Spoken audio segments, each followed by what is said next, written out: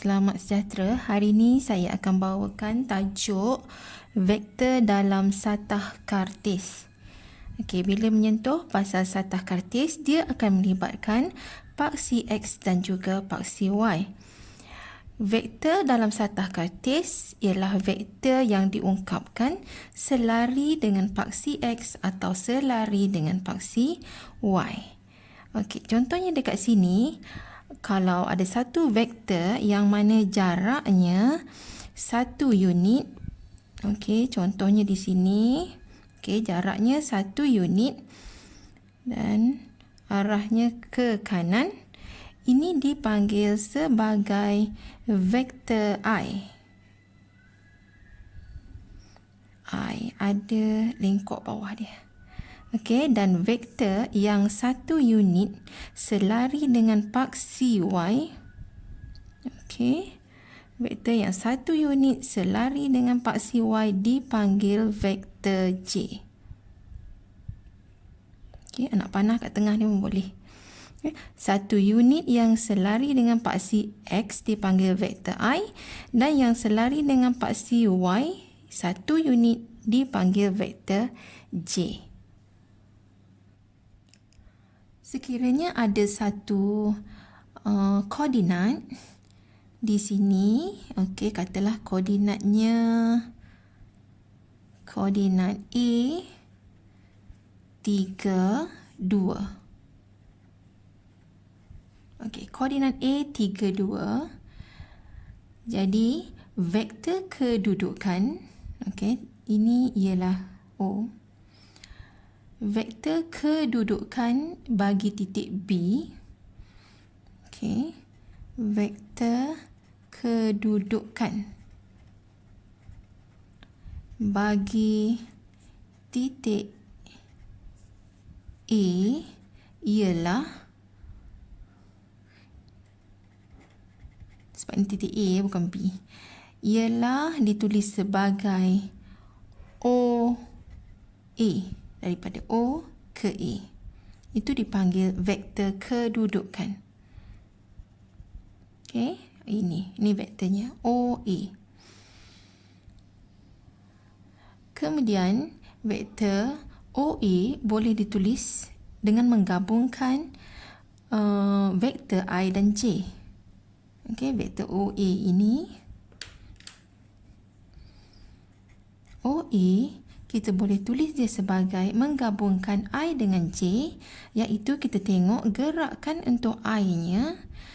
Okay, ini 1, 2, 3, bermaksud ada 3 I dan 1, 2. 1, 2. Okay? Jadi bermaksud ada 2 J. Jadi kalau gerakan ke kanan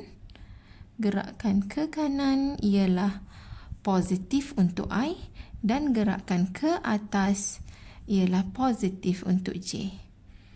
Okey, jadi vektor OA ialah 3I tambah 2J. Vektor OA juga boleh ditulis dalam bentuk vektor lajur, iaitu 3, 2. Okey, ini contoh yang pertama. Okey, saya pergi kepada contoh yang kedua. Sekiranya ada di sini koordinat B, iaitu 1, 3. Jadi, vektor kedudukannya ditulis sebagai vektor OB. Ini dia vektor kedudukannya. Okey, sambungkan macam ni. Dan vektor OB ini boleh ditulis dalam sebutan I dan J, ialah I-nya ada 1 saja. Jadi 1I, ataupun kita boleh tulis dia sebagai I saja. Okey, ke kanan positif, kemudian ke atas 1, 2, 3. Jadi ada 3J. Ke atas positif. Jadi vektor OB juga boleh vektor kedudukan bagi B ditulis sebagai vektor OB dan boleh ditulis dalam bentuk vektor laju sebagai I-nya 1, J-nya 3. Okey, yang di sini ialah untuk nilai X-nya dan di sini untuk nilai Y-nya. Okey.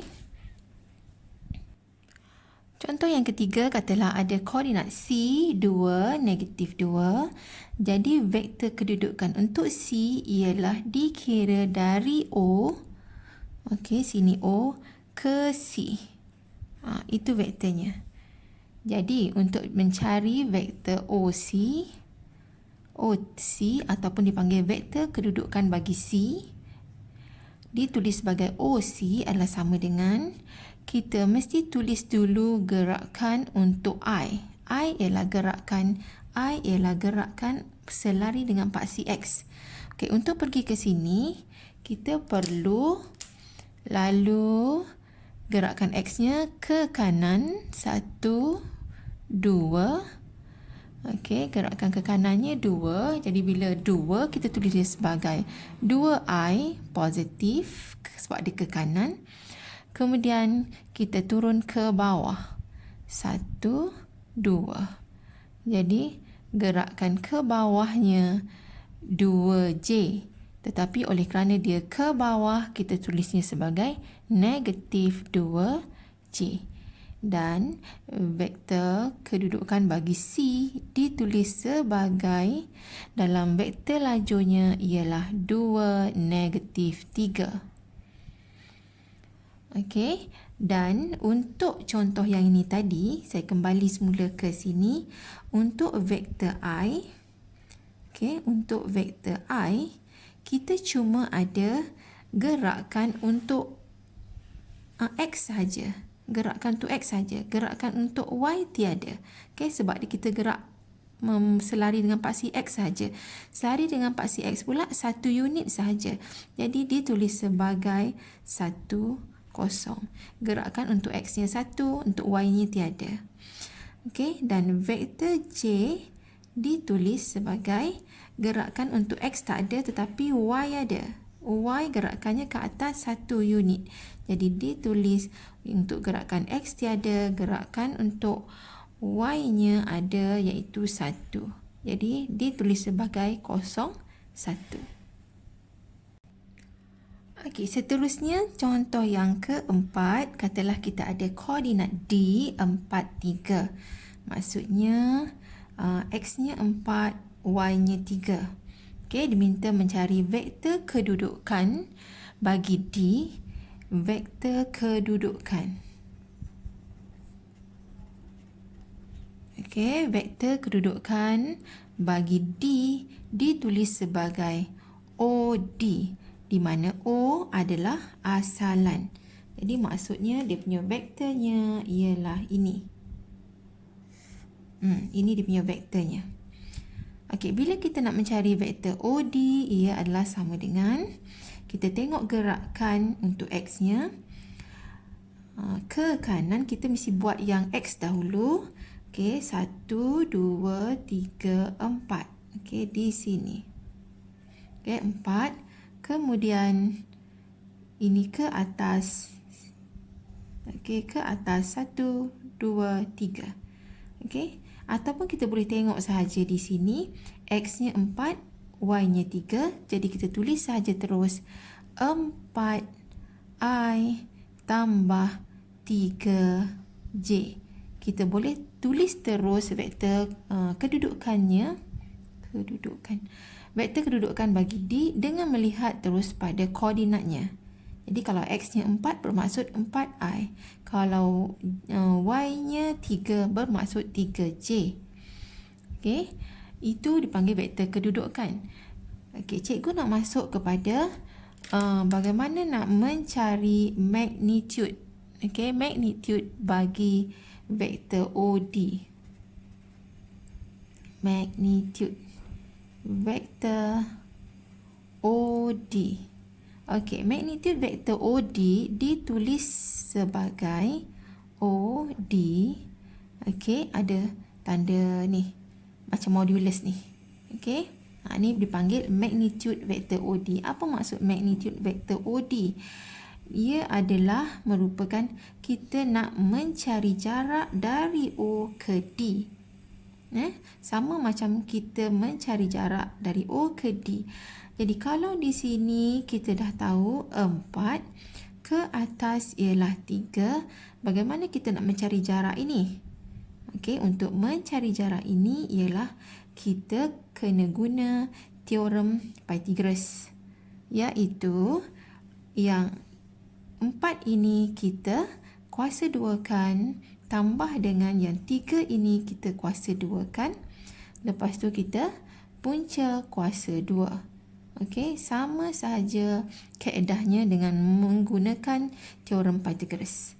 Okey, jadi untuk mencari magnitude OD ialah punca kuasa 4 kuasa 2 tambah 3 kuasa 2. Jadi dekat sini kita akan dapat 16 tambah dengan 9, punca kuasakan kita akan dapat 5. Jadi bermaksud dari O ke D ini jaraknya 5 unit. Okey, ataupun dipanggil magnitude vektor OD ialah 5.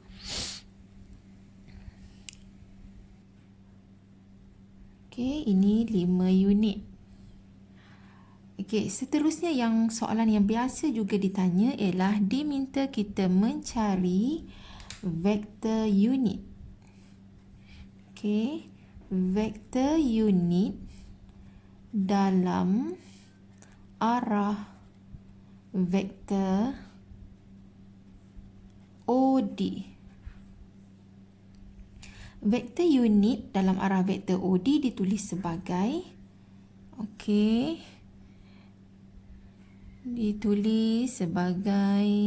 ini vektor OD. Ini vektornya. Dan untuk menunjukkan dia vektor unit, ada diletakkan topi dekat atas. Macam tu. Ini bila ada tanda macam ni, itu menunjukkan dia suruh cari vektor unit dalam arah vektor OD. Jadi vektor unit ini maksudnya, kalau di sini tadi ada 5 bahagian, 1, 2, 3, 1, 2, 3, 4, 5, sebab ni panjang ni tadi 5 unit. Bila vektor unit, dia suruh cari panjang untuk satu bahagian ni sahaja. Bermaksud kita akan kata 1 daripada 5. Kan? 1 daripada 5. Vektor OD. Okey. Jadi cara penulisannya di sini ialah kalau nak cari vektor unit adalah sama dengan ditulis sebagai vektor OD. Kita kena bahagikan dengan magnitude-nya. Okey. Vektor OD kita dah dapat tadi yang ini, iaitu 4i tambah dengan 3j. Okey. Kemudian kita bahagikannya dengan magnitude-nya yang kita dah buat juga, iaitu 5. Okey, jadi ini boleh ditulis sebagai 4/5 I tambah 3/5 J. Ataupun boleh juga ditulis, cikgu tulis ke atas dalam bentuk vektor lajurnya. Vektor unit dalam arah vektor OD, ada topi kat atas ni, itu menunjukkan vektor unit. Kalau kita nak tulis dia dalam bentuk vektor lajur, kita boleh tulis macam ni, 4/5, bawa sebelah yang J-nya, yang Y-nya kita tulis 3/5. Ataupun kita keluarkan per 5, ni ada per 5 sama, jadi saya keluarkan 1/5, dalam kurungannya ditulis 4/3. 1 daripada 5, Okey, vektor 4i tambah 3j. Okey, itu maksudnya vektor unit. Okey, jadi saya harap semua dah faham. Jadi saya rangkumkan sekali di sini vektor dalam satah kartis, cara menulis vektor kedudukan, kemudian cara menulis dia dalam bentuk vektor lajur. Okey, dan juga kita mencari magnitude. Magnitude ni sama seperti mencari jarak menggunakan teorem Pythagoras. Dan akhir sekali cikgu tunjukkan mencari vektor unit dalam arah vektor OD. Iaitu ini. Vektor OD itu sendiri bahagikan dengan magnitude-nya. Macam ni, kemudian kita boleh buat secara berasingan ataupun dalam bentuk vektor lajurnya, keluarkan 1/5 dekat luar, part 3 kat dalam kurungan. Okey, saya harap awak semua dah faham. Jangan lupa untuk like dan subscribe.